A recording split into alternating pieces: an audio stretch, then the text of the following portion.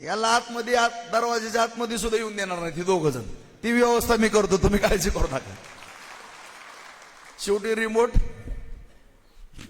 काय माहिती तुम्हाला, लय स्पष्ट बोलत नाही, त्यामुळे ती काळजी तुम्ही करू नका. ती मी हाय वरी खाट्याला. फक्त आपण पण जाताना छान पद्धतीने जायचं एवढं डोक्यात धरा. बाकी ह्यांना काय करायचं करू द्या. मी मगा सांगितल्याप्रमाणे आपल्या गाव पातळीवर त्या कार्यकर्त्याला चिडवायला बघतील. आता आंधळकर साहेबालाच किती राग आलाय बघा. नका एवढा राग काढू तुम्ही. तुम्हाला साहेब का नाही, मी ही तिसरं आपली विजय हॅट्रिक झाली की तुम्ही जा अर्धा तास बोला, मी 2 मिनिटं फक्त सगळ्यांना 1च मिनिटात नमस्कार करतो ना आभार मानतो सगळ्याचं. तुम्हाला फुल परवानगी अर्धा काय तिथनं परत 3.5 वर्ष काहीच नाही, निवडणूकच नाही. यामुळे फुल मोकळी काय मी तुम्हाला देतो. परंतु काय एखाद्या शब्दाचा धचा म करायला ही पटायत आहे. त्यामुळे आपण शिस्तीत जाऊ. आणि मग मी सांगितल्याप्रमाणे किती जरी चिडवलं, आता मला किती चिडवलं नगरपालिकेने, चिडलो का मी? आणि आणखीन पण त्यांना चॅलेंज द्या, काय चिडवा म्हणा, तुमची गंमत कुठं करायची ती मला माहित आहे म्हणा. तुम्हाला काहीच बोलत नाही म्हणा, पण तुमच्या गमतीले मस्त मला त्याची काळजी करा. ती मला माहित आहे कुठं काय आहे काय नाही, ती सगळं आता परिपक्व झालेलं आहे. त्याच्यामुळं या ठिकाणी सगळ्या नेत्यांनी पण भाषणं केली. सर्व बाबा असतील, वकील साहेब असतील, भाऊ असतील, अनिल काका असतील, दादा आहेत, सगळे बापू, ही सगळेजण जे जेवढे कोणी इच्छुक होते, ज्यांच्या काही नावामध्ये काही विषय होते, सगळ्या गोष्टी जिथल्या तिथं आम्ही कंट्रोल केलेले आहेत. कुठलाही विषय कुठं येऊन दिलेला नाही, येऊनही देणार नाही. परंतु एवढंच मी सांगतो की जी सन्माननीय मंडळी आहेत, काय कुणाच्या भावना दुखवलेल्या असतील, त्याच्यामध्ये सुद्धा मी 100% सगळ्याला शब्द देतो, त्याही दुरुस्त करण्याचा निश्चित या ठिकाणी. आणखीनही या ठिकाणी विनंती करतो की जी काही नेते मंडळी किंवा काय एखादा कुठला विषय मांडला, मी तुमचं समाधान नाही करू शकलो, 100% तुम्ही नाराज होणार आहे, त्याच्याबद्दल काही दुमत नाही, काही जरी कोणी म्हणलं तरी.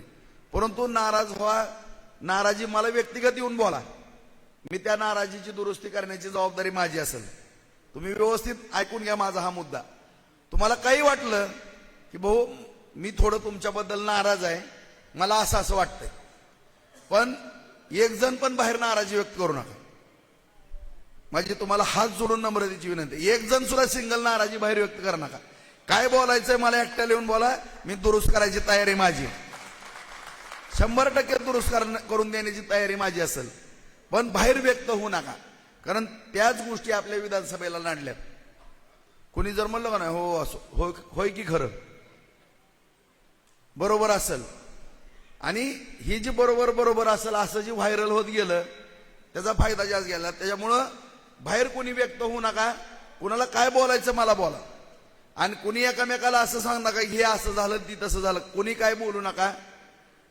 मला सगळ्या गोष्टी माहिती असतात, आणि विनाकारण मी फक्त दुखवलं जातो परत की बाबा हे असं का करतात. आणि दुखवलं गेलो तर 100% मी माझ्या मनात काही ठेवणार नाही, मी प्रामाणिकपणे टाकतो. हितनं पुढं तरी कोणी तसं करू नका. आपल्या कार्यकर्त्यावरती परिणाम होईल किंवा त्यांच्या भावना दुखवतील किंवा त्यांच्या मनामध्ये नाराजी होईल असं वक्तव्य कुणाच्या तोंडातनं येता कामा नये. ही पार्टी आहे, कुटुंब आहे, आणि आपण सगळ्या अँगलनं कुठं ना कुठं अडचणीत आपल्याला कोंडीत पकडण्याचा प्रयत्न केला जातो. त्याच्यामुळे आता बघा कसे डाव टाकायला चालू केलेत. त्याच्यामुळं आपण सुरक्षित राहणं हे अत्यंत गरजेचं आहे, नंबर 1. दुसरा जो मुद्दा आहे की काय प्रवेश होतात, प्रवेश होत असताना गावागावामध्ये कोण ना कोणाला काहीतरी कुटाणं करते. तुम्ही असं समजू नका आमच्या लक्षात येत नाही. आम्ही नुसती नजर मारली की कोण कुठं थांबलंय कोण कडाला गेलंय 0 मिनिटात मी ओळखतो. आता मी किती वर झालं फिरतोय 0 मिनिटात. त्याच्यामुळं माझ्या 1 मिनिटात लगे लक्षात येते ह्या गावात कार्यक्रम चालू आहे, आणि त्या कार्यक्रमाला आपली कोण माणसं मला समोर दिसत नाहीत. लगेच फोन येतात दुसऱ्या दिवशी, आठवा. मला जर कोण दिसलं नाही त्या कार्यक्रमात, लगे मी फोन करतो आणि त्याला बोलून घेतो, काय झालं तर नेमकं सांग, नाराज होऊ नको, मी आहे तुला. गावागावामध्ये मित्रांनो ही चालणारच आहे, आणि बार्शी आहे, आणि बार्शीकराचा अशा गोष्टीचा फायदा न घेणारा तो चतुर प्राणी कसा होऊ शकत नाही मला सांगत. त्यांनी हाच फायदा घेतलाय. फक्त गावागावामधल्या गटातटाचा, गावागावामधल्या रुसवा फुगवीचा एवढाच फायदा घेतलेली ही माणसं आहेत. नाहीतर ह्यांचं मिरिट काय मला सांगा, ह्यांची गुणवत्ता काय. काही गुणवत्ता नाही, शून्य आहे. फक्त वेळ प्रसंगी गावामधल्या वादाचा फायदा. तुम्हाला काय बाकीचं घेणं देणं नाही गावातलं? मला कोण झटलंय कोण नाही मला कळत नाही का? कुणी काय केलं एवढं माझ्याजवळ नाही का? आणि विशेष तुम्ही माणसांना आमच्यावरती गैरविश्वास आहे का? अजिबात नाही. परंतु पार्टीला काही गोष्टी या ठिकाणी करणं किंवा काही निर्णय घेणं क्रमप्राप्त आहे. ज्या ज्या ठिकाणी गटतट आहेत किंवा जिथं वाद आहेत त्या प्रत्येक गावात अशी जी गाव आहेत काय 5-25 त्या गावामध्ये राऊत चाळीवरचा एक निरीक्षक असणार. तो सभागृहात झोपन आणि मला माहिती देईल. त्याच्यामुळे तुम्ही काळजी करू नका. कोण काय करतं ही सुद्धा त्या ठिकाणी दक्षता घेतली जाईल. मग तर झालं. ह्याने असं केलं आणि त्यांनी तसं केलं, ह्याने ह्याच्यावर ढकलू नका. ते तुमच्याकडे कुणी येणार पण नाही तिथं. माणूस स्पेशल माणूस सभागृहामध्ये झोपन गपचिप किंवा कुठं तर पाहुणे रावळ्याची इथं पाहुणा म्हणून येईल. कुणाचे पाहुणे कुठं आहेत मला माहित आहे चाळीवरचे. तो तिथं पाठवीन त्याला आणि मला नुसतं माहिती द्यायचं. आणि बघा तुम्ही त्या गावात गडबड व्हायला लागली कुणी करायला लागलं त्याला 100% मी फोन करतो. गडबड करू नको, मला तुझ्याबद्दल माहिती खराब यायला लागली. मी फोन करतो, तुम्ही काय बघा तुम्ही काय कसं. त्याच्यामुळे कुणी गडबड करू नका. अत्यंत ही निवडणूक डोळ्यात तेल घालून आपण लढवतोय. गेली 4 महिने झाले मित्रांनो, तुम्हाला मी आवर्जून सांगतो. 4था महिना आहे. मी 5 तासाच्या पुढे झोपलोच नाही. एक 7-8 दिवस मला कुठं तर 6-7 तास झोपलो असेल. फक्त 3.5, 4, 4.5, 5 तास. मग एवढी मेहनत घेण्याचं कारण काय की विधानसभेचा गोंधळ झाला आणि गेली 15 महिने झाला आपण बघतोय की एवढं मोठं तालुक्याचं नुकसान व्हायला लागलंय. आणि आता जरी नुकसान झालं तर परत जिंदगीभरही नुकसान भरून निघणार नाही. माझा कुठलाच स्वार्थ नाही तुम्हाला सांगतो. मग भाऊनी सांगितलं तरी सुद्धा मी कुठल्या गोष्टी माझा काहीतरी अहंकारपणा वाटन. खरंच मी तुम्हाला सांगतो. आता मी काय पोराला बाजूला काढलं, भावाला बाजूला काढलं. शेवटी कॉप्टमध्ये घेताना मला अख्खी पार्टी माझ्या अंगावरती आली. तुम्ही असलं कसलं काहीतरी करायला लागला म्हणले. असं का करायला लागला म्हणले भाऊ तुम्ही? मग तुम्ही आमच्यावर नाराज आहे असं आम्ही समजन. म्हणून मी सगळ्यांच्या दबावापोटी, नाहीतर तिथं सुद्धा नानाला मी कॉप्टमध्ये सुद्धा घेणार नव्हतो मित्रांनो. शेवट सगळ्यांचा इतका दबाव आला की पार्टी सांभाळण्याकरता विरोधक त्या ठिकाणी नाटकं करतील. त्या पार्टी सांभाळण्याकरता नानाला तिथं आतमध्ये पाठवा म्हणून सगळ्यांच्या इतकं मला बर्डन. पत्रकार सगळ्यांचे मेसेज, पत्रकारांचे सुद्धा मला मेसेज आले, तुमचे सगळ्यांचे मेसेज आले, भाऊ तसं करू नका. आणि त्यावेळेस तो निर्णय मी अचानक निर्णय शेवटच्या काही 1-2 तासामध्ये निर्णय तुम्हाला सांगतो दिला. नाहीतर मी 4 माझे सहकारी होते, 6.25 वर्ष सगळ्याला करणार होतो तुम्हाला सांगतो. म्हणजे काय झालं होतं की विनाकारण मला किंवा कुटुंबाला इतकं टार्गेट केलं होतं, रणवीरला, मला, नानाला, की मला फार वेदना होत होत्या. याला मी काहीच करत नाही, विनाकारण आमच्या अंगलट का आणा लागल्यात म्हणून. मी सिद्ध करून दाखवलं की मी कुठल्याही स्वार्थापोटी काय करत नाही. तुम्ही नगरपालिकेला बघितलं, आता भाऊसाहेबांनी सांगितलं नगरपालिकेला काही उमेदवार उभा केल्यानंतर मला तिकडून काय म्हणत होते. मी म्हणलं मी तसलं बदनाम होण्याच्या विषयातला माणूस नाही. आता त्याची सुद्धा शिक्षा मिळते ही मला आश्चर्य वाटते. आणि काय माणसं किती खालच्या लेवलला जाऊन कुठंतरी 4 पैसे मिळवण्याकरता कशा पद्धतीने वागतात ह्या तालुक्यात. तुम्हीच बघा सगळेजण, तुम्हीच बघा सगळेजण बघा. अरे उमेदवाराला सुद्धा विचारतात किती खर्च करणार पहिल्यांदा सांग, दाखवा. इथं सगळे 300 जण आहेत इच्छुक आलते मुलाखतीला. खरंच तुम्ही सांगा, मी एकाला तर विचारलं का किती रुपये खर्च करणार तुम्ही? कुणी पण उठून म्हणावं एकाने पण तू काय खर्च करणार का विचारलं का? विचारलं का? म्हणून मी तुम्हाला 10दा सांगतो की माझ्याबद्दल जी चुकीची माहिती तुमच्यापर्यंत पसरवली जाते, आणखीन पण जबाबदारी सांगतो की गैरसमज जे केले जातात ते फक्त तुमच्या डोक्यातनं दूर ठेवा. राजभाऊचं असं बघा, मी कष्टाळू माझं कुटुंब आहे मित्रांनो. मी अत्यंत छत्रपती शिवाजी महाराजांना मानणारा मावळा आहे. तुम्हाला सांगतो माझं दैवत म्हणून त्या महाराजांकडे बघून मी त्यांच्या पायाला हात लावूनच घराच्या बाहेर पडतो. मी देवाराचे दर्शन घेतो महाराजांचं. त्यांची जी सगळी राजकीय किंवा जीवनातली जी रणनीती आहे ही सगळी मी अनुभवलेली आहे. मी 12 पुस्तकं वाचलेली आहेत तुम्हाला सांगतो. सगळं महाराजांचं प्रत्येक गोष्ट ना गोष्ट, आणि त्याच्याप्रमाणे प्रत्येक गोष्ट मी माझे गुरु किंवा दैवत सगळं त्यांना मानून मी राजकारणातले धडे घेतो. सगळ्या गोष्टीचं बारकाईनं अनुकरण करून राजकारण करतो इथं, म्हणून टिकलोय आणि म्हणून जिवंत आहे तुम्हाला सांगतो, आणि म्हणून आर्थिकदृष्ट्या मजबूत आहे, म्हणून आर्थिकदृष्ट्या पण मजबूत आहे तुम्हाला मी खरं सांगतो. आणि तुम्हाला आज पण मी सांगतो, उद्या पण सांगतो, जोपर्यंत मी हाय तिथं आहे इथं ह्या तालुक्याच्या सरीपाटावरती, जसं छत्रपती शिवरायांनी एकही किल्ला स्वतःच्या मालकीचा गृहीत धरला नाही, जेवढा खजिना होता तो कधीही महाराजांनी स्वतःची प्रॉपर्टी म्हणून मानला नाही, तसं माझी पण जेवढी प्रॉपर्टी असेल ना, फक्त रणजितला 20 एकर काय खेड्यापाड्यातला असू द्या, रणवीरला, आणि एक एक छोटा छोटा व्यवसाय, एवढं जर त्या पोरांसाठी सोडलं, अख्खी इस्टेट ह्या आपल्या पार्टीसाठी जाऊ द्या, मी ह्यांच्या बापाला पण भेटलो. ज्या माझ्या राजाचं अनुकरण आहे ना तीच करणार आहे. तुम्ही अजिबात म्हण नका की राजभाऊचे हिथं प्लॉट आहे तिथं प्लॉट आहे. अरे ही तर तुमची खरी तुमची नीटनेटकी करणारी माझी ही आहे ना ताकद. नाहीतर तुम्ही मला काय केलं असतं, कुठं तर मला खारमुरीचाच गाडा लावून दिला असता ना तुम्ही. तुम्हाला जाहीरपणाने सांगतो, मी आज का बोललो की माझ्याबद्दल विधानसभेत लय अपप्रचार केला. आज का गरिबाची पोरं बिचारी ताठमानानं चालतात आणि कोण घेऊन जातो समोर करदोडा सुद्धा तोडून टाकतात. येताना पण कोण येत नाही, जाताना त्याची जाणीव नाही का मला. त्याच्यामुळे आपल्या महाराजांनी कधी म्हणलं का एका किल्ल्याला नाव आहे का महाराजांचं, आणि मी महाराजाचा लय येडा मावळा आहे तुम्हाला सांगतो. त्याच्यामुळं महाराजांकडे बघून मी ही राजकारणाची धडी शिकलेलो आहे.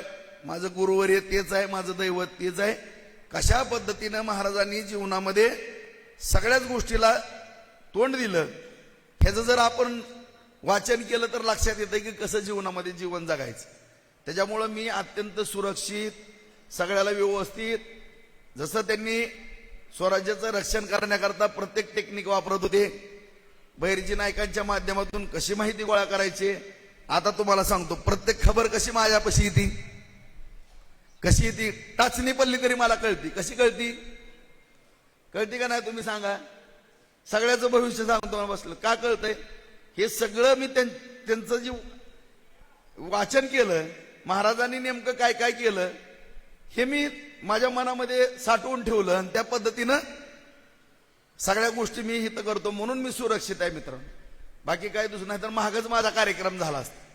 त्याच्यामुळे तुम्ही निश्चित राहा, कुणीही काळजी करू नका, फक्त रिझल्ट चांगला द्या. बाकीचं ह्या तुमच्या साध्या मावळ्यावरती सोपवा, बाकीचं मी आहे सगळं. आणि कुणीही गटाताटाचं राजकारण करू नका. तुम्हाला सांगू, राहता राहिल्या तुमच्या उद्या ग्रामपंचायतीची सुद्धा काय मला माझ्या लागला काय झालं मी आवाज बऱ्याच जणांची मित्रांनो. त्याच्यामुळे गोष्टी त्या ठिकाणी काळजीपूर्वक हाताळ. एखाद्या कुटुंबाला जर मोठा खड्डा आला राजकारण करताना, त्याची अवस्था काय होती मला त्याची जाणीव आहे. 14 ते 16 मी भोगलंय. 14 ते 16 ह्या 2 वर्षामध्ये मी भोगलंय. आणि तिथनं परत आणखीन काही गोष्टी डोक्यामध्ये घेऊन मी माझ्यामध्ये सुधारणा केल्यात. त्याच्यामुळे मी नीट सुरक्षित पद्धतीने चालतोय. तुम्ही ग्रामपंचायतीची सुद्धा काळजी करू नका, पुढे कुठल्या गोष्टीची काळजी करू नका. फक्त 6 पैकी 6 आणि 12 पैकी 12 मला हाच रिझल्ट पाहिजे तुम्हाला. आणि मीही तुमच्या विश्वासावरती ही सगळं सोपं होतंय. कारण नियोजन मी करणार आहे, पाटकोळी मतं तुम्ही आणणार आहेत. तुम्ही जोपर्यंत ताकदीनं पळत नाहीत तोपर्यंत कुठलीही आपण निवडणूक जिंकत नाहीत. मला एकच शब्द पाहिजे तुमच्याकडनं, भाऊ तुम्ही निर्धास्त राहा, काळजी करा नका. सगळ्या 18 उमेदवारांची जबाबदारी आम्ही घेतली, म्हणून मला तुम्ही शब्द द्या. फक्त हात वर करून सांगा प्रत्येकाने.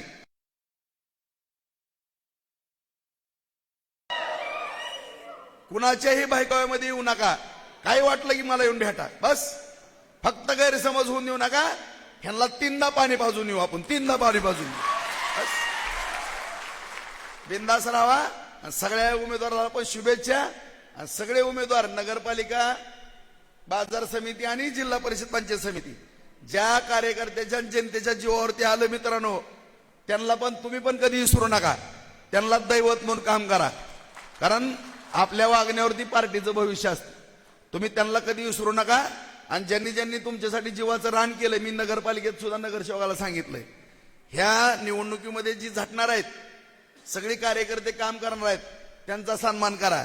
नाहीतर निकाल लागला की त्या कार्यकर्त्याला तुडवतोय आणि तिसरं झार घालायला येते. ह्याच्यापासून सावध राहा. मला लय मोठे अनुभव आहेत, मी बारीक बघत असतो, मला माहित असते कोण काय करतंय काय नाही. त्याच्यामुळं बिंदास राहावा. जी प्रामाणिकपणानं काम करणारे कार्यकर्ते आहेत 1,01% आपण त्याची दखल घेतो. आणि फक्त जी गैरसमज थोडा ग्रामपंचायतीला मी जी भाषणामध्ये बोलतोय ना आता, ग्रामपंचायतच्या आपल्या सरपंचाचा सदस्यांचा जी थोडी बदनामी करण्याचा प्रयत्न, कारण ग्रामपंचायती आपल्याकडे भरपूर होत्या, त्याच्यामुळे सांगतो की ह्याला 10 लाखाचं काम दिलं त्यांनी, ही एक जरा डोक्यातनं काढून टाका. बिचाराला मिळले असतील 5-50 हजार रुपये बरं का. अरे त्यांनी पण त्याचं कुठंतरी 1-2 एकर इकून निवडणूक लढलाय, ती पण बारशीला आलाय, राशन कार्ड काढले, गाडी घेऊन आलाय सगळ्याला. इथं कोणी उपाशी असलं तर हॉटेलमध्ये 1000-2000 घालल्यात. नका त्याचं करू. हो इथे मेजर वगैरे लय माणसं आहेत असली, एक मेजरचं नाव देतो. मिलिटरीतनं आलं, पेन्शन होती बिचाऱ्याची, गेली 10-5 एकर जमीन. अशी असंख्य उदाहरणं आहेत तुम्हाला सांगतो. त्याच्यामुळं कितीतरी जणांचे कुटुंब उद्ध्वस्त झालेले आहेत. त्याच्यामुळं आपल्या कुठल्या पदाधिकाऱ्याला नावं पण ठेवू नका तुम्ही. मी स्पष्ट सांगतो, काय नाही राजकारणातनं काय मिळत नाही. मी तुम्हाला जबाबदारीने बोलतो. माझ्या उद्योगातनं 80% राजकारणामध्ये जाते, 20% सुद्धा कुणी मदत करत नाही तुम्हाला सांगतो. ह्याच्यापेक्षा काय बोलू आणखीन. बघितलं ना सगळ्या जिल्ह्यातल्या सगळ्यांची काय अवस्था आहे. त्यामुळं गैरसमज जी पसरवतात, गैरसमज होऊन देऊ नका आपल्या ग्रामपंचायत सदस्य सरपंचाबद्दल. तुम्ही एवढं उलट बोला, उलट उत्तर त्यांना द्या की बाबानो ह्या सगळ्या प्रक्रिया घडतात. ग्रामपंचायती ती, पंचायत समिती ती, उद्या आमदारकी जर असेल, ह्या सगळ्या जर लाईननं सत्ता असतील, उद्या एखाद्या साठवण तलावाचं किंवा बंधाऱ्याचं किंवा पाण्याचं उदाहरण द्या. मी उदाहरणं द्यायला चालू केल्यात. 5 लाख रुपये एकरची जमीन 20-25 लाख रुपये इकरी झाली का ना आता. सांग तुझ्या गाताच्या वडील, आता हजार रुपये निकलं ना आपल्या सगळ्या लोकांनी एकर. आता काय भाव आहे का नाही? ₹1 कोटी. बायपास नसतं झाला तर झालं असतं का? मग ही जी डेव्हलपमेंट होती आज ना काही ना, ह्या डेव्हलपमेंटमुळे तुमच्या आपल्या शेतकऱ्याच्या आणि इथं बसलेल्या किती जणाला शेती आहे सांगा बरं. शेती असलेले हात वर करा सगळी. तुमच्या जमिनीच्या किमती, मी आमदार झाल्यापासून जमिनीच्या किमती किती वाढल्यात मला सांगा सगळीजण. दुप्पट तिप्पट झाल्या का नाहीत एकराच्या? झाला का नाही सगळ्याला फायदा? मग कशाला आपल्या सरपंचाला 50,000 नाव ठेवता तुम्ही? तेवढे करू नका. सगळेच होणार आहेत कोणी ना कोणी. त्याच्यामुळं कुणाबद्दल अपप्रचार जी करतात ना, त्याला तिथल्या तिथं झीड करा. आणि भविष्य तर लय उज्ज्वल आहे, तुम्ही काळजी करू नका. खरंच मी जे म्हणतोय ना, करून दाखवल्याशिवाय राहतच नाही. तुम्ही काळजी करू नका, फक्त बिंदास राहा. 6 आणि 12 एक विषय संपला. चला आता जेवायला, मला पण भूक लागली. सर्वांनी महाप्रसादाचा लाभ जाऊ नये. भोसले चौकामध्ये राज क्रीडा व सांस्कृतिक मंडळ व जव्हार गणेश मंडळ यांच्या वतीनं गणेश जयंतीच्या निमित्तानं